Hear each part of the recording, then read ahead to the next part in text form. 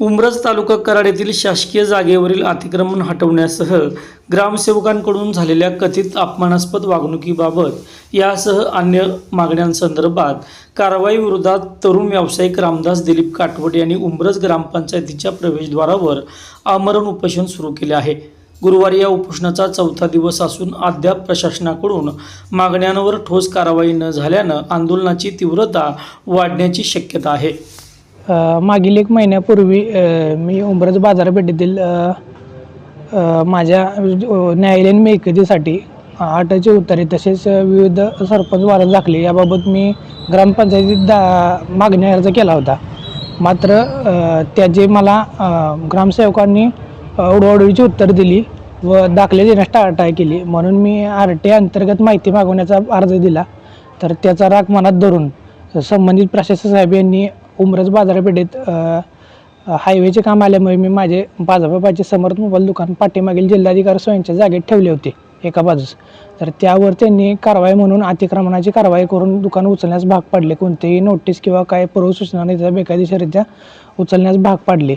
मग याबाबत मी मान्य ग्रामपंचायत उमरज व तहसीलदार जिल्हाधिकारी यांना अर्ज लिहून इतर सर्व बेकायदेशीर जसे माझे दुकान काढण्यात आलं त्याबाबत इतर सर्व तेथील अतिक्रमणे काढण्याबाबत निवेदन दिले होते व त्या संदर्भात निवेदनात कोणतीही पूर्तता न केल्यामुळे मी बाजारपेठ उमरज येथे उपोषणात बसलो होतो व त्या उपोषणात संदर्भ घेऊन 2 दिवसांनी तहसीलदार मॅडम यांनी त्या ठिकाणी येऊन माझ्या उपोषणास स्थगित देण्यास भाग पाडले। त्यांनी मला 8 दिवसात माझ्या सर्व मागण्यांवर पूर्तता करण्याची ग्वाही दिली होती, परंतु तिथून पुढे मी 8 ते 10 दिवस 1 महिना पूर्ण तहसीलदार कार्यालय ते फेऱ्या घातल्या, तसेच विविध प्रकारचे अर्ज दिले, पण तहसीलदार मॅडम यांनी माझ्यावर अर्जावर कोणत्या प्रकारची कारवाई केलेली नाही। त्या अनुषंगाने मी उमरज ग्रामपंचायत येथे RTA अंतर्गत सरपंच कार्यकाल मागणीचा RTA अर्ज बाबत विचारणा करण्यासाठी गेलो असता ग्रामसेवकांनी मला ऑफिसमधून हाकलून लावले व ओढाओढीची उत्तर दिली व दुजाभावाची मागणी दिली। तसेच त्यांना मी ग्रामपंचायत अधिनियम 2005 अन्वये माहिती अधिकाराच्या बोर्डावर नाव न लिहिणे इतर बाबतीत वगैरे विचारणा केली असता त्यांनी मला शिवीगाळ तसेच विविध ओढाओढीची उत्तर देऊन विविध योजनांबद्दल विचारले असता हाकलून लावले।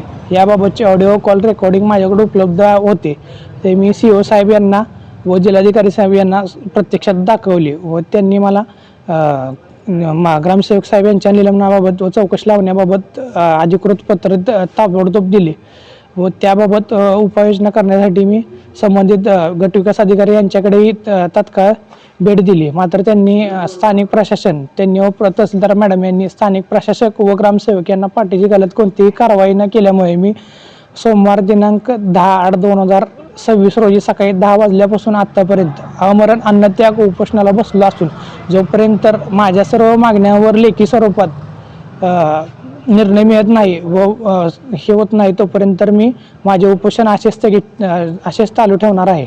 सध्या तुम्ही कुठल्या शासकीय अधिकाऱ्यांनी तुम्हाला भेट वगैरे दिली आहे? नाही, कोणतेही अधिकारी आलेले नाहीत। स्थानिक प्रशासनाला गटविकास अधिकारी तसेच तहसीलदार मॅडम पाठीशी घालत आहे, त्यांना विविध माध्यमांनी फोन केले व याबाबत सूचना दिली की बाबा उपोषण चालू आहे, तुम्ही पाठपुरावा करा।